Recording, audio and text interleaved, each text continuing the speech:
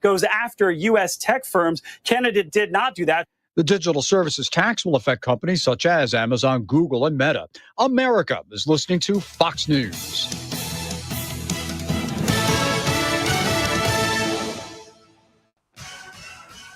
Your 710 KURV AccuWeather forecast. Partly cloudy and humid this evening, low 78.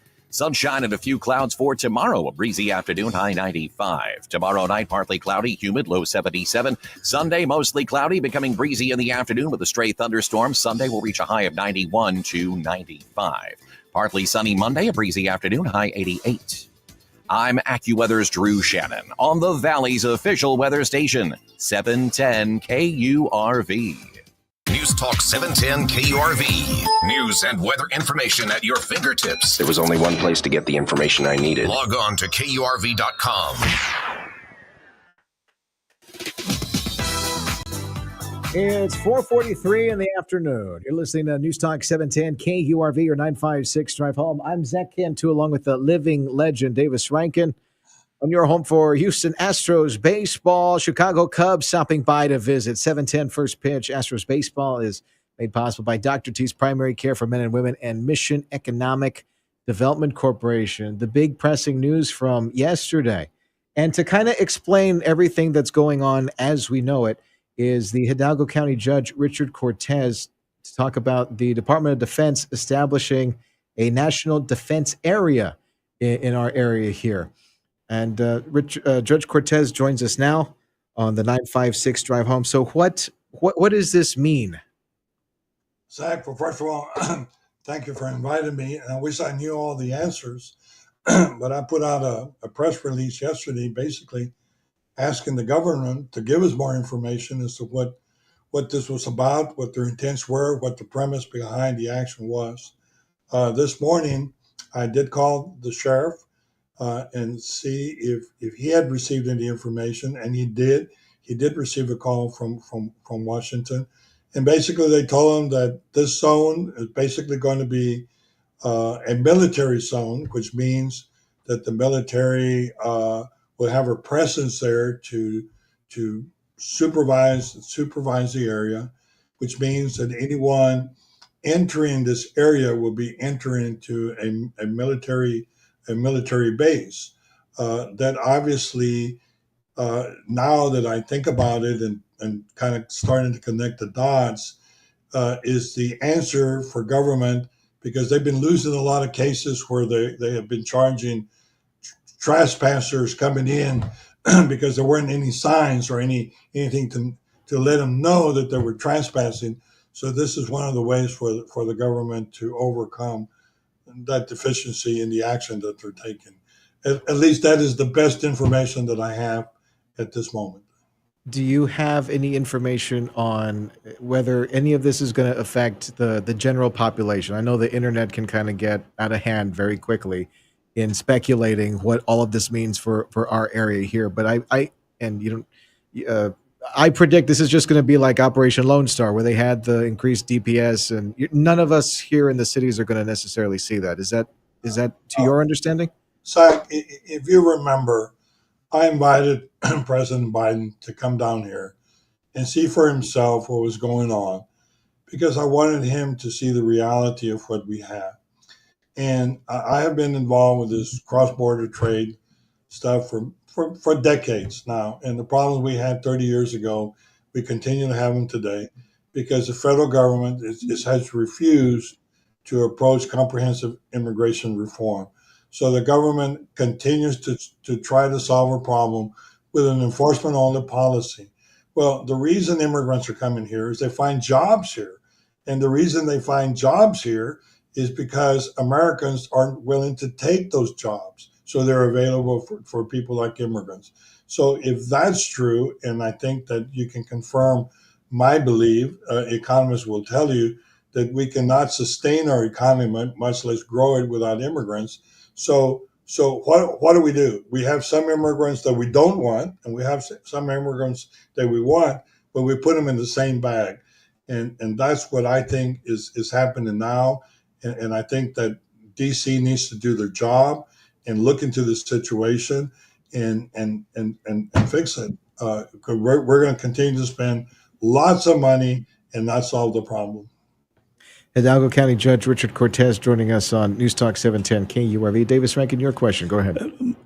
Two things. The description I read was that they're cooperating with or getting land from the International Boundary and Water Commission, which controls the river. And I'm not sure how much territory beyond that, number one. And number two, it's going to be in Hidalgo and Cameron counties, which implies it's on the border. And I guess thirdly, it would seem that they ought to talk to the chief executive officer of one of the most populous states in Texas.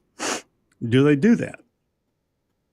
Well, David, first of all, it's 250 miles, which goes from Cameron County, Hidalgo County, and up. It includes both of our counties. It's basically property that is already under federal control and rule. What they're doing here is just to legalize the use of military to oversee that area. None of us take any exception to them trying to protect our borders, trying to make sure that none of the bad guys come over. No one, I don't think, at least the people that I've talked to and myself, is opposing that action. But I think when they come here to our communities and they're making changes that we've never seen before, it would be that they would prepare us to receive these changes and to see if there's any unintentional consequences that could result from this action. Because we have, a lot of our community just absolutely afraid because they simply don't know. And I think by the fact that I'm being interviewed today is representative of that. Hidalgo County Judge Richard Cortez joining us on 710 KURV. And to that thought, let me ask you about ICE enforcement down here and some of the raids that have been happening around the valley. Has there been any communication from ICE with any of our local leaders coordinating any of these ICE raids? Zach, again, our law enforcement arm is the Sheriff's Department. I have almost daily communication with him, and I have not, do not know that ICE has contacted our law enforcement at all about this raids.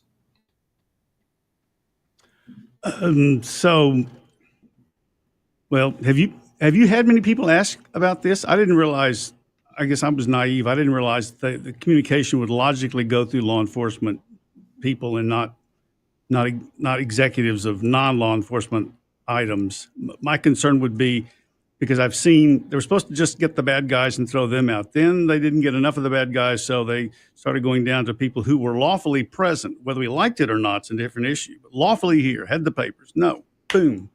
Look, David Sack, look, information that we have estimates that we have over 100,000 undocumented people living in Hidalgo County. If officially we're at 900,000, that means that we're 1 million people, of which 10% are undocumented. I'm going to tell you that not 100% of the people that are here undocumented are villains or bad people or whatever. You're preaching to the choir, Judge. Okay, so for them to come and try to remove 10% of our population, many of them having jobs that are needed or whatever, would be extremely disruptive, to our way of life and our businesses. And this is why I keep asking Washington, guys, we understand that a law is a law, and we understand that we want to be law-abiding citizens. But when you have a bad law, change it and make it better. And then we won't have a problem. But Washington refuses to address this issue. And quite honestly, I don't know why.